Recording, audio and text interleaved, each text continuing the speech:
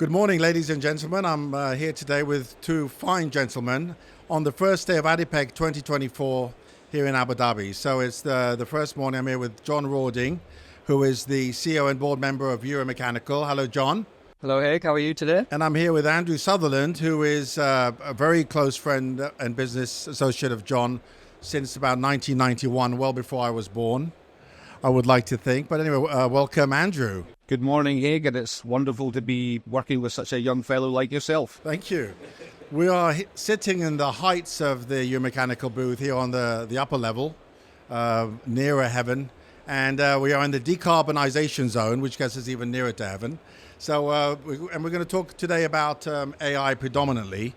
So I have a quote here from Dr. Al Jaber, who added that the world was facing the dawn of a new era defined by three megatrends: the rise of the global south and emerging markets, the transformation of energy systems, and the exponential growth of artificial intelligence.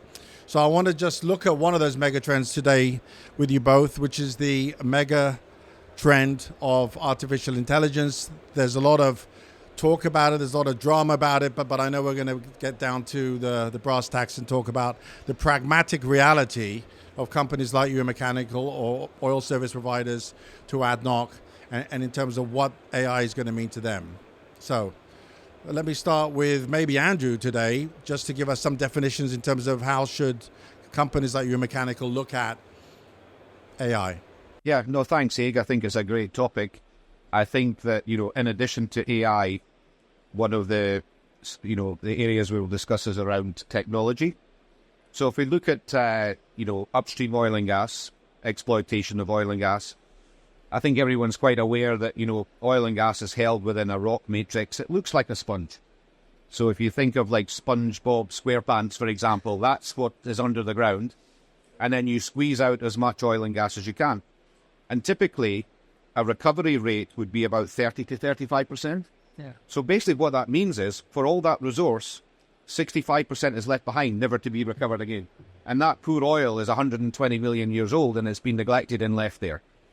With technology, and I would say in particular some of the technology that's been created and innovated in Norway, they're getting up to 70 to 80% recovery rate, which is remarkable. You imagine if you've got reserves and you can double them just by deploying technology.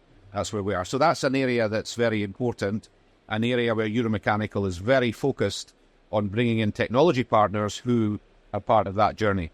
So kudos to John and the team for doing so. Then we move on to the new world, which is AI. So AI is interesting. I've been fortunate in that, as well as working in upstream and well services in the oil and gas industry, I've been working in the software side of that business, understanding the subsurface. And because the national oil companies like ADNOC, Aramco, etc., have invested in huge high-performance compute clusters, we've been working with AI since 2005 and before. So there's nothing new. The only difference that we have today is because of the advances in graphic processing units and the ability to access computers in the cloud, it's now become open to the mainstream. So this is, this has been around forever. So what we are doing now is we are, transitioning our skill and knowledge using AI on proprietary machines on premise into this new cloud-related world. So everyone talks about, AI, machine learning, deep learning, large language models, generative AI, etc. So it's fascinating, but there's a lot of buzz terms going around, and I think it's, upon us to do two things. One is we want to optimize our business using AI, and I think it, it's good for us to be able to explain it to our team, customers, associates, in layman's terms, so they can have a better understanding of it. Okay? So that's where I think. And then what I was going to do, but I'd like John to maybe give us some feedback here, I'd like to talk through how I would describe AI in layman's terms, and we can capture that. That's brilliant. Yeah, well, thank you, Andrew, for that outline. And then over to you, John, in terms of Andrew said we can't use all these buzzwords. So for you, what does it really mean? AI for you as a CEO of a company and looking at the next 5 years? What does it mean to you? I think when we look at AI, we look at the way that we want to. First of all, I'm with Andy. Let's remove a lot of the stigmatism around it. People are bouncing all sorts of different words around, all sorts of different terminology, all sorts of it's this, it's that, it's the other. At the end of the day, we know what it stands for. Artificial intelligence. Is it that intelligent? Well, that's again, we can define that as we go along.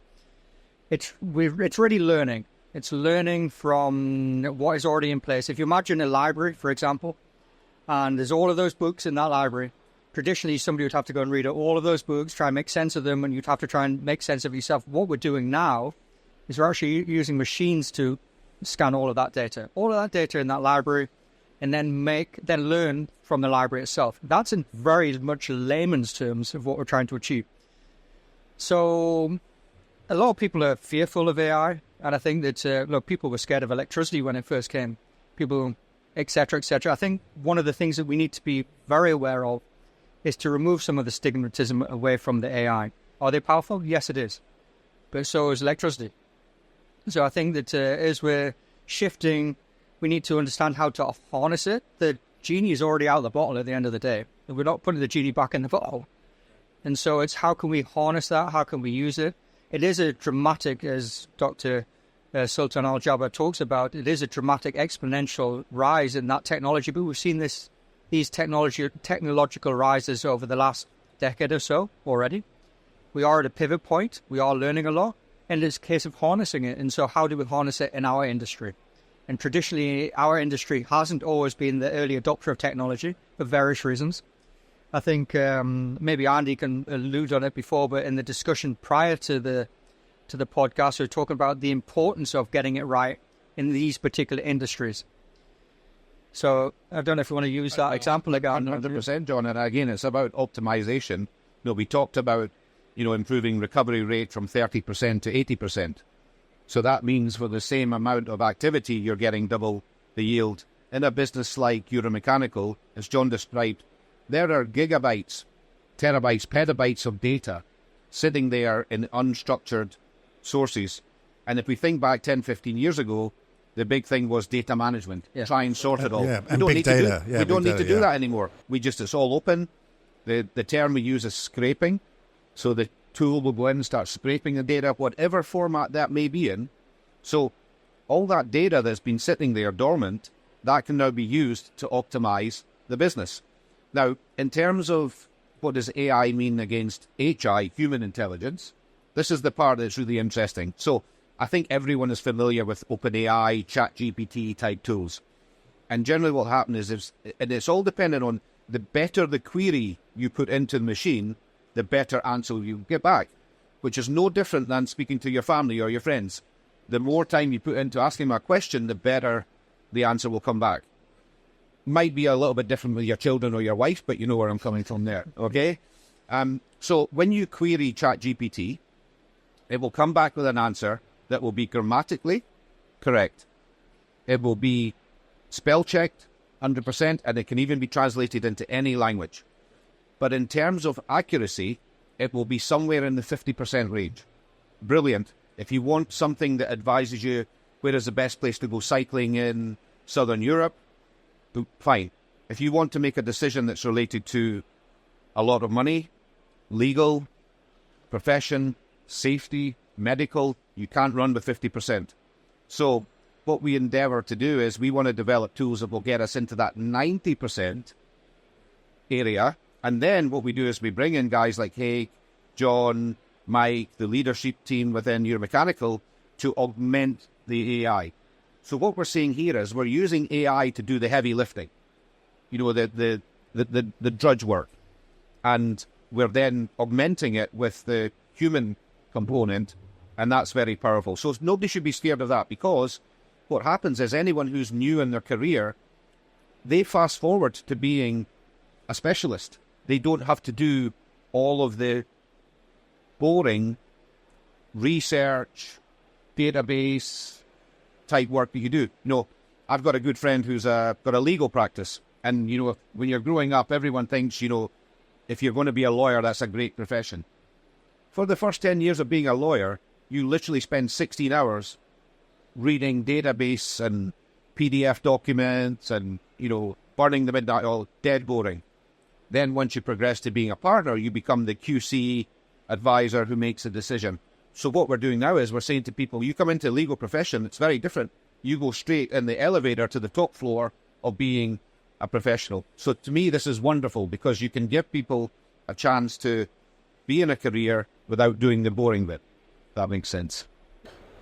I mean, heard that, John. How do you distinguish in your company which workflows or which processes should be looking at, say, potential AI? I guess we're going to get on the question of use cases, and then how do you even ascertain if your team is capable enough to do those assessments? I mean, I think that's the hard thing, isn't it? Is to understand which areas, whether it's predictive maintenance, whether it's development. For sure, I think there's some areas that lend themselves to AI. For example, both Andy and I started in the field, and when we were in the field, we went. This is back in '92, I guess. So we got thrown manuals. So you literally got thrown 7 or 8 manuals about this thick. You had to learn them in a week. And then you got tested at the weekend, etc., etc. And then if you got sent to a remote location in the middle of Siberia or wherever, you got a whole set of manuals and off you went. Now, if we think about what that would look like today, and the manuals were with respect to the technology that we were using and the mechanical instruments that we're using or the electrical instruments that we're using or the computer systems that we're using, all of that information now could just be all compressed and it can all be accessed on prompt. So rather than us having to remember all of that information, literally you could prompt the AI to locate in all of those manuals a bit of information that you wanted. And I think this is one area that lends to the AI model, if you like. The other areas that are where they're much more mission critical, if you like, and much more safety conscious, don't naturally lend themselves to AI. And I think that it's not a be-all and end-all at the moment. And also we have to understand the level of competency that people have with respect to the learning ability. As you know, Haig, I'm a learner, so I'm constantly learning about new things and learning about new technology, etc., etc. Yes, most people not everybody has even interacted with ChatGPT for the moment, for example. I think the more that you interact with it, the more that you realize how powerful it is. And as Andy says, it's about the prompts that you use within it. So at the end of the day, it's the tools that we can use, but are they being used in the right areas? And are we getting a little bit of ahead of ourselves with respect to what it can and can't do? And so I think we have to be very pragmatic as we tend to be, and we're fortunate enough if we think about the UAE again, if we go back to the UAE and the way that we think about the way we do things here, we think that the leadership tends to work in generational terms. So we think, what is the best version of this country for the next generation? And so we're on this journey, and actually the UAE is one of the leading countries with respect to AI because they appreciate the technology and the potential of the technology, again, as long as it's harnessed correctly. So it's a good question. We're still exploring it. We're certainly not experts in it.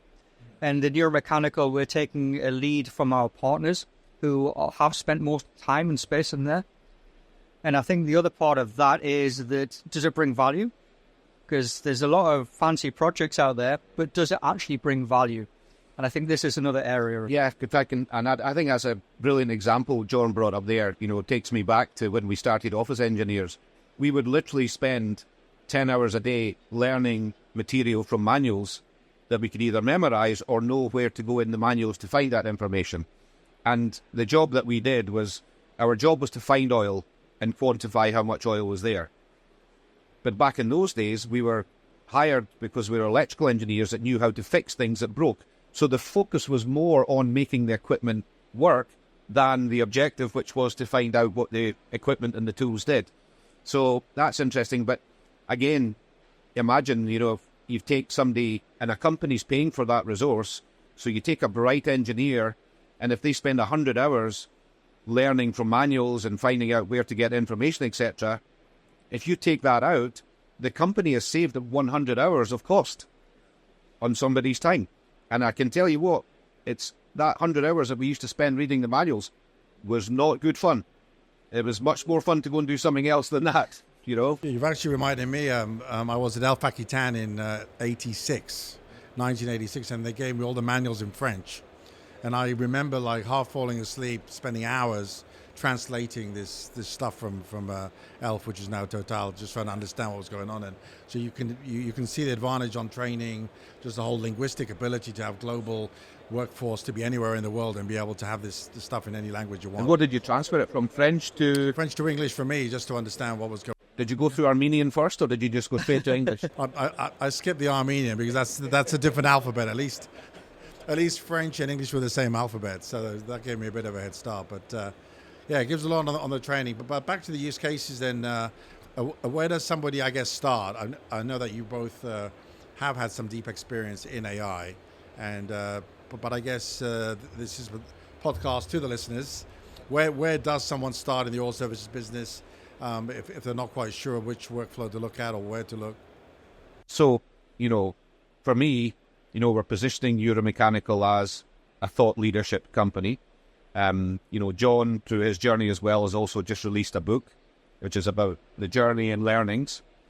I've read the book. It's wonderful. Every chapter is very well summarized. I've been talking to John for 34 years, so it's almost like I'm just reading something I've been listening to all the time. But it's really good. But, the company and John leading it, it's a thought leadership company. Now, traditionally, it's engineering, fabrication, manufacturing. Sounds dead boring. Yeah, but just even here, it's prompted you guys to think around AI is about not having to sweat the detail, going through all loads of information, etc. It's about being more efficient with that and making business decisions. Now, when we couple the technology that we have with all the partners, and then one thing that really inspired me this morning was I met a young fellow, Ahmed, who's a junior engineer. He's very excited about his probation being up on Thursday after 6 months. He's Emirati, super enthusiastic. You met him as well, Haig. He was talking about his time doing his national service, so he's very committed to the country, etc. Guys like that, these are the ones that I want to be working with all the time and sharing my knowledge and wisdom with these young guys who are much more agile in their mind. They've not had the same ups and downs that we've had over the years. So they're very, very smart and intelligent, and they're super spongy. They want to learn. So all I would say is, for anyone, any vintage, but certainly some of the younger fellows coming through and the younger ladies, my door is open. And you just ask me anything about AI. I've been working in it for 20 plus years, so I've got a good understanding. In the last 4 months, I've been even, getting immersed even deeper into understanding it.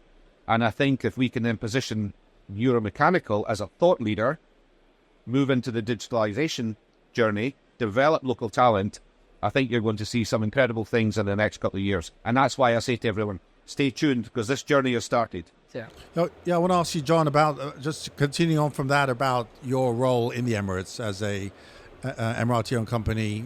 How do you play the AI card with ADNOC so you're a good partner, one, and how can you make yourself a great gateway for the best technologies to come into the UAE? Right. I think that the Euromechanical has been around since 1976, and as Andy says, more traditional manpower, fabrication, construction space. But one of the areas that always excites me about Euromechanical is the partners.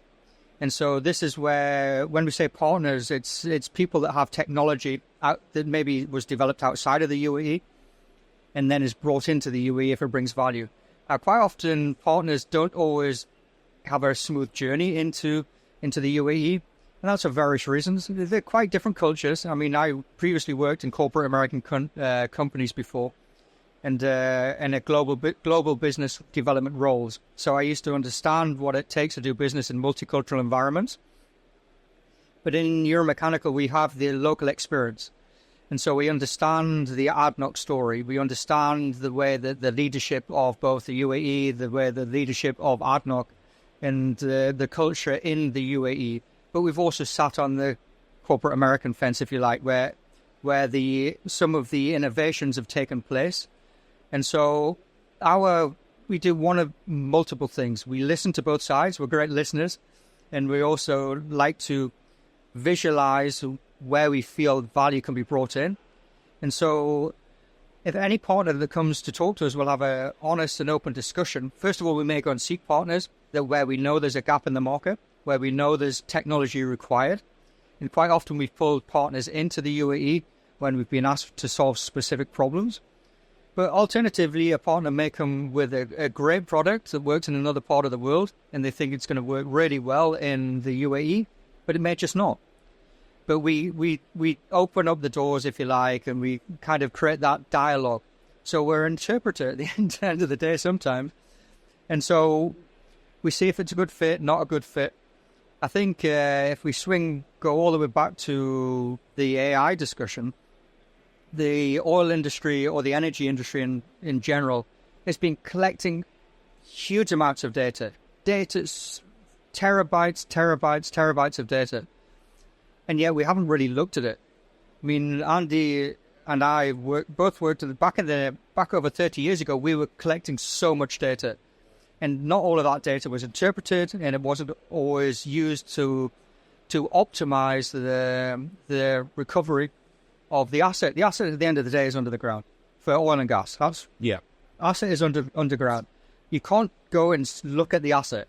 So all you can do is collect data from the asset, and a lot of the data that was gathered in those days is still not being interpreted correctly. And I think this is where one of the big areas where AI can go back and start interpreting that data. There used to be engineers who used to spend 95% of the time making sure, one, is the data correct? Yeah. That was the first part of it. I mean, Andy went back a bit further. Are the tools actually working? That was the first part of the jigsaw puzzle. Then is the data correct? If the data is correct, then we start interpreting. But there's so much data out there that we're not looking at. And like you say, John, it literally is petabytes of data. And a great example there is, this is where AI and technology is tremendous. So John's talking about data that's been acquired, say, 40 years ago, which is usually seismic data. Yep. And the seismic data is the first indication of how much resource you have under the ground. Today, with AI, without any human intervention, you can set the AI off and running. It can scrape and scour through all the data.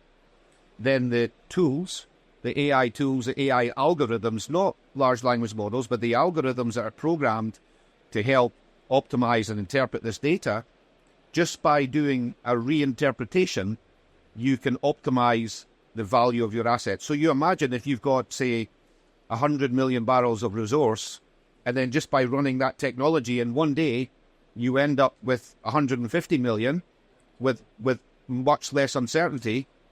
Wonderful. Exactly. So that's powerful. That's where we want to be deploying and positioning Euromechanical. And then also what John mentioned there is, Euromechanical has got a reputation and credibility going back to 76. So yes, it's a natural pathway and conduit to this market, but also don't underestimate the technical knowledge and the subject matter expertise that's within the company. It's not just a pathway, there's also people here who understand the business. Yeah. I was going to say, just going back to the partners, this booth you're sharing with all of your partners, and for the partnerships you have, it's like kind of entering a family here. If they're not based in the UAE, then you give them that platform to pretty much really collaborate and work with local oil company, which is ADNOC. So it's a real advantage. Yeah, I think it is, and I think we're fortunate that we've been traveling around the world, so we know what it's like to move into different countries and do business in different countries. But whenever you go to a new country, you don't want to repeat the same mistakes that everybody else has made. So we've been here for a long time. In fact, we'll be celebrating our 50th year in a couple of years' time, so that'll be a big event for us. But we're really there to either provide a local guide, if you like. If somebody just wants a local guide, that's one part of the jigsaw puzzle. A home, another part of the jigsaw puzzle. But really, it's the relationships that we've built up. But we'll also be honest with people if we feel that they can't bring value, or we won't lead people along. There's no point in that, because we want relationships that are not just for this generation, but for the next generation. We want to continue that building up trust, and we'll give the feedback, and we'll give the honest feedback with respect to what a partner can and can't contribute. And I think it's building trust with the partners that we have. And I think, you mentioned the word family there, Haig. And that's John's very much, it's a family business, it's generational. And then with the partners, it's a family. But when you have a family, your objective is for your family to all be successful and happy. Okay? And along that journey, we've all got children. Not every day is a day where you're just complimenting your children and giving them an easy time. Sometimes they need a cuddle and a slap at the same time. You're okay? Not that we do the slapping too often. It's 2024. But you know what I'm saying here is, again, with the partner network with Euromechanical, the brand is very precious. Yeah. Companies want to come in to make money and do well in business.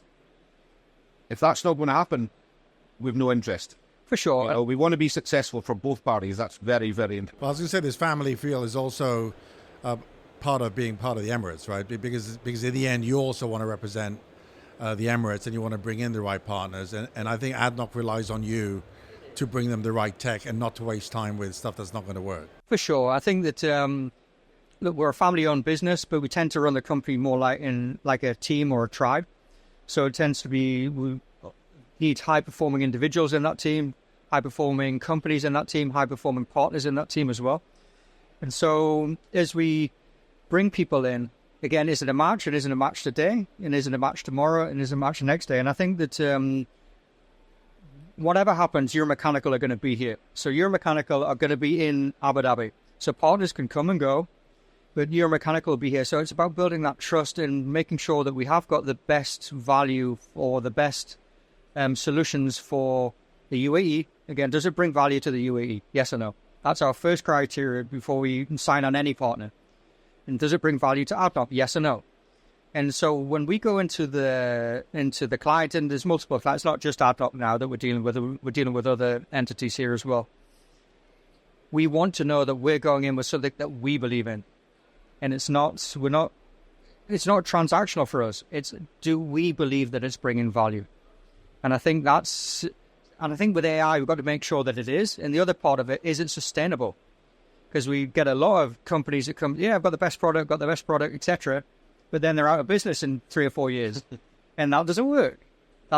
So we've got to make sure that they're sustainable as well. And I think that's the beauty of being in this part of the world, that it is a long-term sustainable economy that we're building here. Yeah. We're all contributing to that. And I think you mentioned, John, that, it used to be when, 30 odd years ago when we first started here, 30 odd years ago when we first started here, a lot of the resources would come in from basically Europe and the States to do the work. Then there was Emiratization, localization, etc. But certainly back then, technology was a one-way journey. It was all coming from outside into the UAE.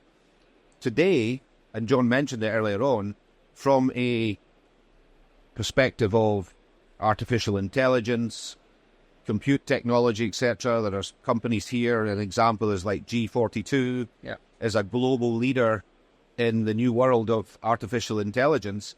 So now what you're seeing is technology being exported from the UAE into other parts of the world. And everyone knows the UAE, and specifically Abu Dhabi, as an oil and gas province. But if anyone wants to go and do a little bit of research, put it into a large language model, use AI, and then you will find out that the UAE is a huge investor in alternative energy outside of the UAE. Correct. And that's something that people don't really register or resonate with. But, I'd urge anyone to go and research it, and you can see that the UAE is becoming a very, very strong player in the energy transition space and is a technological leader. Exactly. The pragmatic approach to accepting that we need oil and gas today, but we're going to need all the energy going forward. We can see the investments around the world, and I think it is. People are quite surprised when they come to the UAE. Still, I'm surprised that they're surprised, but I guess I've been here for about nearly 20 years now. Yeah. So, and I think yourself, how long have you been here, Andy? Since 98. Yeah. So we've been embedded in it for a couple of decades. So I first passed through in 97, but actually relocated here in 2005. So nearly 20 years. Yeah, so we've seen the journey, and we've seen the transition from, as Andy would say, when external support used to come to the UAE, to flip it the other way around, whereby this is now the place to be. This is the place where the most innovative technologies are coming from. Andrew mentioned alternative energy and energy transitions. There's a lot of different transitions going on. And it's a good time maybe for you to plug one of the other podcasts, which is, again, the efforts that you're making to really be a great partner, again, for the UAE in everything that's sustainability, alternative energy, carbon capture. So we one of the areas that we looked at last year as a part of our 2030 strategy was to get 30% of the revenues from things that we're not doing today. And that was last year. And part of that, there was 3 parts of that. There was geographical expansion, of course. Again, we want to export what we're doing in the UAE to elsewhere in the region. But sustainable energy was another part of that jigsaw puzzle. And so we obviously hired consultants to do that to start with, but then we brought our own resource on. And so the sustainable energy journey for us is another key component. We're very pragmatic. Again, we understand that it's going to take place. We're not going to turn the oil and gas taps off today, and we wouldn't want to do that because, again, the lights will go out on everybody. But that we also realize that as part of that transition, as part of the future, we need to be in that space as well. So we've got our own resource. We've got Neil, I guess he was talking maybe this morning or tomorrow. And we're looking at how we can, this is what I was referring to, other entities that we're looking at. We're looking at potentially supporting the nuclear journey, which is another big part of the jigsaw puzzle here, either the solar journey, etc. And some of the technologies that are in those spaces, we're looking to bring into the country as well, or enhance the country's own developments. And I think it's an exciting part of the journey. And also all these, transferable skills that exist within Euromechanical and companies in oil and gas. At the end of the day, if you look at the end, it's electrification. Correct. For people to have a good quality of life. And then you go all the way back, be it nuclear, oil, gas, wind, solar, that's the source. The bit in between is identical for all of them. Yep. So the end objective is common, unified. The source is just something else. It's oil or it's nuclear, doesn't matter. But that huge part in the middle, which is the execution, those skills are completely transferable. So somebody joining Euromechanical, they're not joining an oil and gas service company. There you go. They're joining an engineering specialist company. Yeah. And as you said, whichever space provides the energy for future living, that's the space that we're in. And so it's for us, it's a very exciting journey, to be honest with you. And the other part that makes it so exciting is, again, that ADNOC are leading the way. So not only the leaders of the UAE are leading the way, but ADNOC are leading the way as well. And the whole of ADIPEC is testimony to that. One of the biggest, I think it may be the biggest exhibition and conference in the planet now. Because it is 180,000 delegates here. I remember I used to go to OTC, was a huge show in Houston, Offshore Technology Conference, and they were very proud of the fact that they had 120,000 delegates. Here is 180,000. That's pretty conservative as well. Yeah. So, which is also evident. I drove down from Dubai this morning, and there was a traffic jam from Jebel Ali all the way down to here. So it's pretty major what's happening. It's certainly a big show. I want to start wrapping up. So with some final comments, I've got a surprise for you, Andrew. So, but before that, if you've got any final comments in terms of the future of AI or any tips or what you're looking for in partners, if they want to come, we're actually in Hall 12, which is Decarbonization Hall. So it's one of the larger booths there. So everyone's welcome to visit for the rest of the week. Yeah, I think my first comment would be, don't be scared. You can't stop it. It's coming. So start learning as much as you possibly can. Start being part of that journey. Let's be pragmatic about the journey. And certainly be very conscious of the possibilities that it can create, and be very optimistic. And any partners that want to be on that journey, sure, come. My door's always open as well. Just come and talk to us. We're here in hall number 12, and just let's have the discussion. Can you bring value, and can you bring value to the UAE? That's our discussion. That's a great closing message, Sean. Yeah, and same for me. You probably worked out I can talk the hind legs off a donkey, but what I do really enjoy is I enjoy sharing knowledge. That I've got now because I'm old. I've got some wisdom, but certainly sharing knowledge for me. The main area is taking these young, ladies and gents who are working in the business, or not even in this business, just in general, and sharing what we know to, improve lives going forward. make people, happy in their careers, more consistent. Another thing I think is worth adding here is John and I also worked in corporate, mostly with them European and American corporates, all with similar but slightly different cultures. And the companies that I found were the most stable and are actually the most successful were the ones where they retained and nurtured talent. That's really important. And I know that John's philosophy is around that for sure. And, moving into this new world of where we've got new tools, innovation, one that will attract people into the business. And then when people are actually enjoying what they're doing and being challenged, you retain the talent and then your business will be successful. So that's a good culture to have in play. Yeah. Well, thank you for that as well, Andrew, and thank you, John. Before we go, like I said, I want to give a surprise to Andrew, but I want to wrap up the same way we opened up with a quote fresh from this morning from the remarks that Dr. Al Jaber made, who I failed to say earlier is the Managing Director and Group Chief Executive of ADNOC, just because I forgot to say that. And I love his quote to end up with. He says, against the current geopolitical backdrop, the UAE will always choose partnership over polarization, dialogue over division, and peace over provocation. And I love that as a closing quote. But the moment you've been waiting for, a few years ago, John was on my podcast and we talked about his next steps, and I think he was going to go for a 4th degree or do something else. And we kind of talked about why not do a book. And so I've got this very nicely, a nice gift package here of John's book, with some dates which were picked this morning for you. And it's the other way around. There we go. So there you go. You got your own Fantastic gift package. I'd like to thank you, Andrew, for joining Euromechanical today for this podcast. Thank you, John, as well, for always being an excellent speaker. And thank you to the listeners. Hope you took away a lot of great insights.